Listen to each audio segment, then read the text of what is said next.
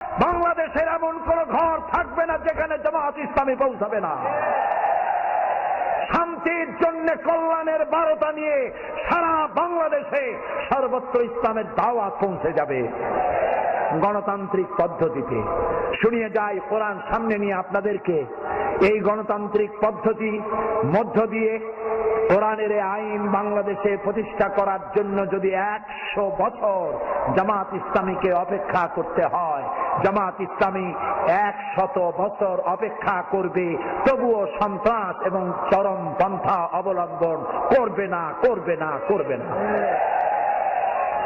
আমাদের অসংখ্য সাহিত্য ভান্ডার আছে, বললে হবে না জামাত ইসলামী কোন ইসলামী দল নয়। যিনি বলেন তিনিও কিয়ামতে উঠবেন, আমরা উঠব। আমি 50 বছর কোরআনে কারীমের খেদমত করি, আর 1973 সনে